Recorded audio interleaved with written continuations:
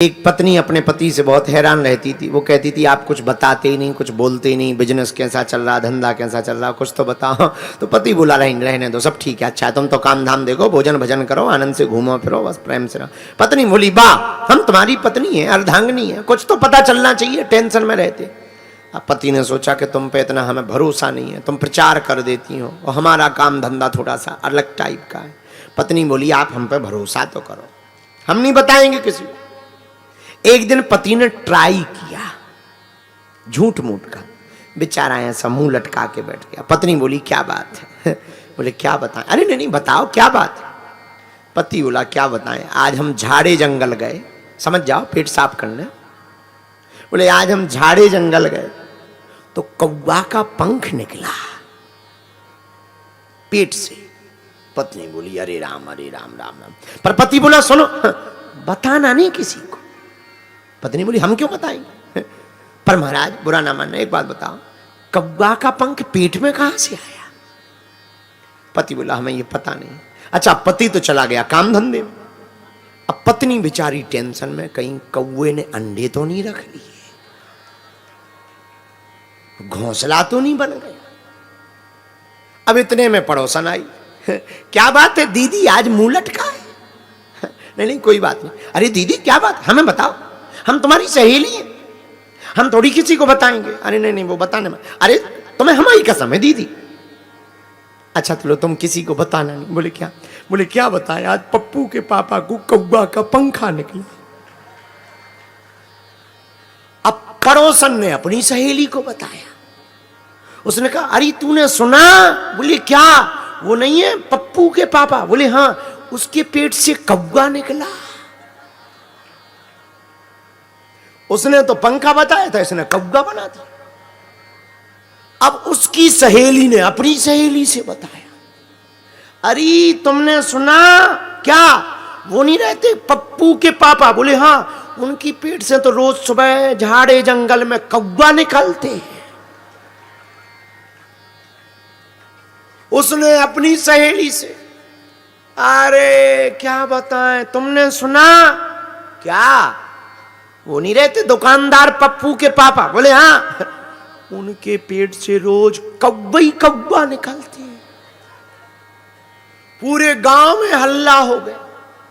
अब तो गांव वाले रोज देखें मकान पे, अच्छा पहले कौवा होते ही बहुत थे, और मकान पे कौवा बैठा देखे हैं, आज निकला। एक दिन वो बेचारा लोटा लेके गया जंगल, झाड़े जंगल, पेट साफ होना, गांव वाले पीछे पीछे के चलो देखें कैसे निकलते हैं। हाँ, अब इसने कहा बड़ी आफत। तो गांव वाले छिप गए। अब ये बैठा, जैसे ही बैठा, किस्मत की बात जिस पेड़ के नीचे बैठा था उस पर कौवा बैठी थी। गांव वाली बोली देख देख देख देख देख, पीला पीला है।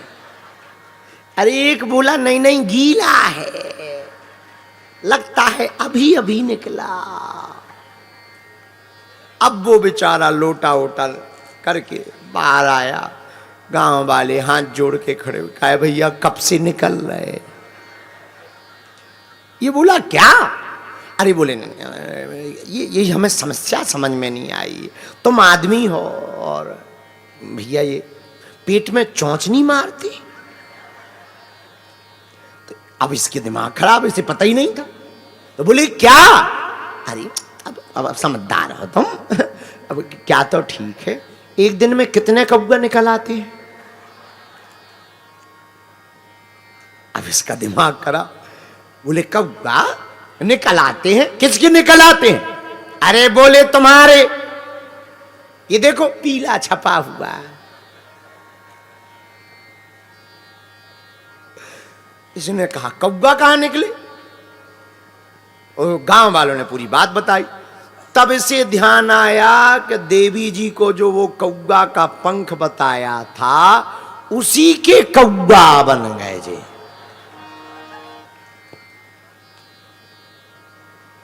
हमें लगता है शंकर जी ने इसीलिए सती जी को बात नहीं बताई। तो देवियों को किसी भी बात का प्रचार करना हो, माताओं को बता दो, माताओं के पेट में नहीं खटाती। माताएं कथा में भी आएंगी तो बात कहें, कहाँ से आई भाई? अच्छा अच्छा अच्छा अच्छा, झांसी से आई हूँ। साड़ी अच्छी है, साड़ी अच्छी, साड़ी अच्छी। हमारे तो पति देव एक बार पीली ले आए थे, फिर उनकी आंखों में चुभन लगी थी, सो फिर उन्होंने कलर लाई नहीं। जब तक अपने खानदान की बात करनी लेंगी, पूछनी नहीं, तब तक। एक बार एक स्कूल में एक परीक्षा हुई, जो बालक सबसे ज्यादा झूठ बोलेगा उसको 100 नंबर दिए जाएंगे। अब झूठी तो बोलना है। एक लड़का खड़ा हुआ, बोले सर, बोले हाँ, आज हमने रेगिस्तान में ट्रेन चलाई। बैठ जाओ। दूसरा खड़ा हुआ, झूठ बोलो। सर जी, आज हमने एरोप्लेन को अपने आंगन में लगा दिया। अच्छा, बैठ जाओ। तीसरा खड़ा हुआ, सर जी हाँ, आज हम अपने पिताजी की शादी में डांस करके आ रहे हैं। अब झूठी तो बोलना है, ठीक है, बैठ जाओ। चौथे ने झूठ बोला, आज हमने एक कमरे में 2 माताओं को देखा और दोनों चुप बैठी हैं। मास्टर ने दोनों को उसको पास कर दिया, 100 नंबर देकर। जाओ, तुम्हें 100 नंबर देके पास किया जाता। तो बाकी विद्यार्थी बोले, हमें फेल क्यों किया, इसको पास क्यों किया? हमने इतने बड़े बड़े झूठ बोले। पहला वाला बोला, वाह, रेगिस्तान में कहीं ट्रेन चलती है, हमने रेगिस्तान में रेत में ट्रेन चला दी।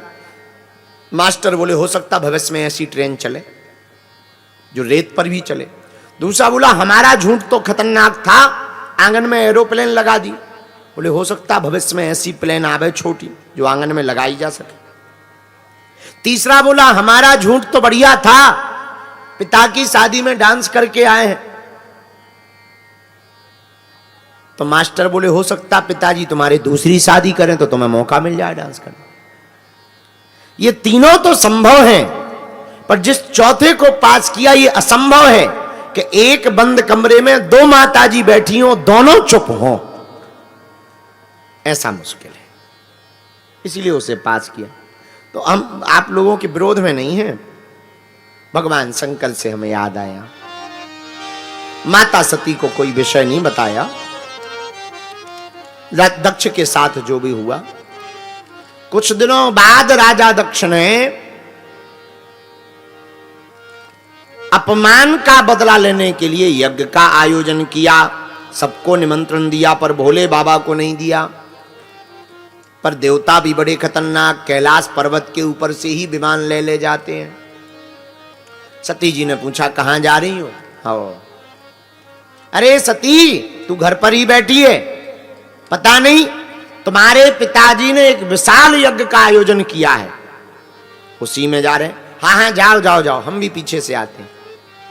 भगवान शंकर के पास में सती जी पहुंची। बाबा, हमारे पिताजी के घर में, आपकी ससुराल में, आपके ससुर जी ने विशाल यज्ञ का आयोजन रखा है, आप हमको आज्ञा दीजिए, आप चलेंगे?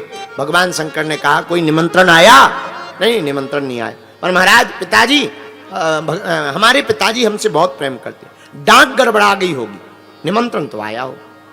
आज वो बात बताई। देखो कितना अद्भुत अनुभव है भगवान शंकर का। कब कौन सी बात बतानी चाहिए तब बताई भगवान शंकर ने।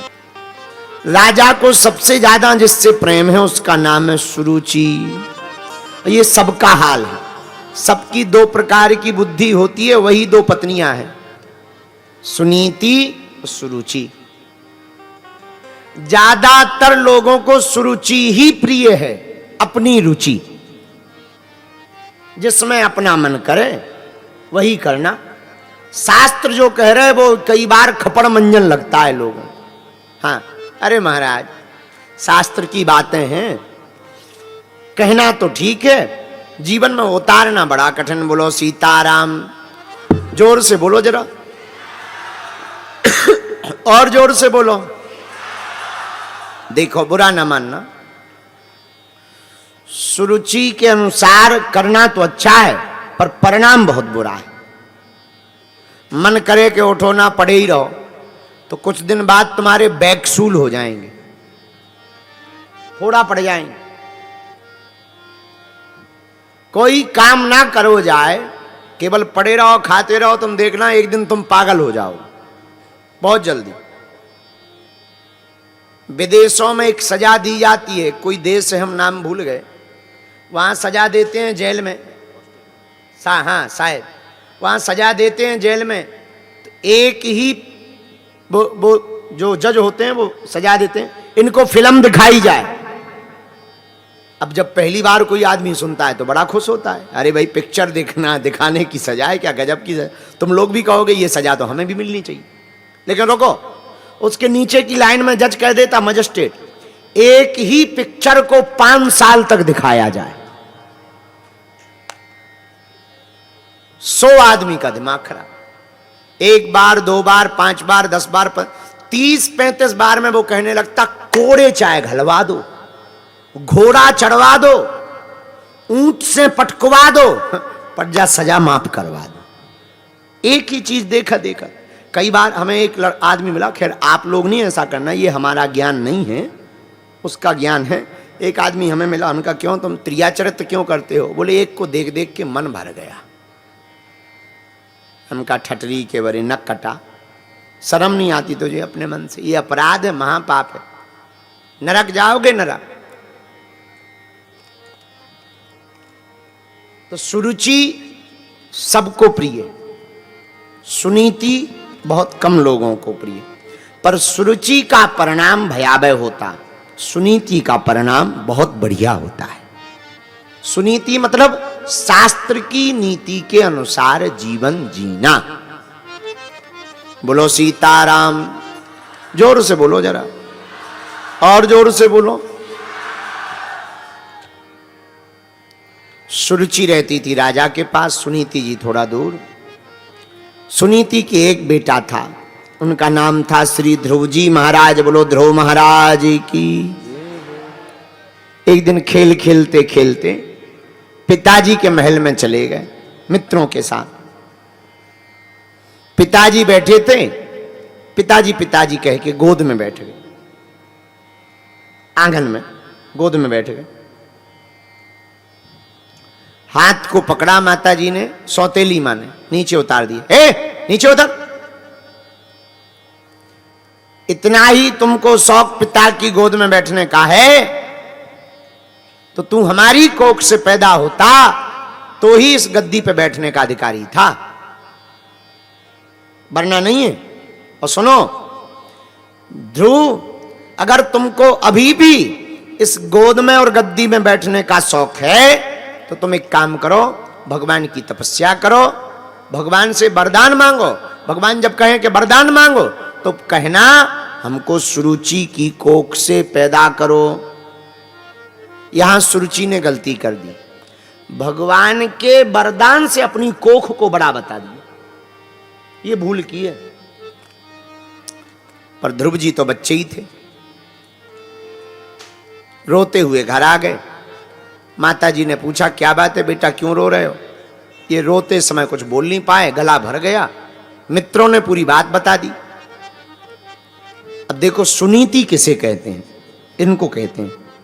पता है क्या बोली? ये नहीं बोली कि नहीं उनका भर अधिकार नहीं, हमारा भी अधिकार है, तुम्हारे भी पिताजी हैं, आधा राज्य तुम्हारा भी है, ऐसा भी कह सकती थी, ऐसा नहीं कहा। पता है क्या कहा? बेटा जो बात हम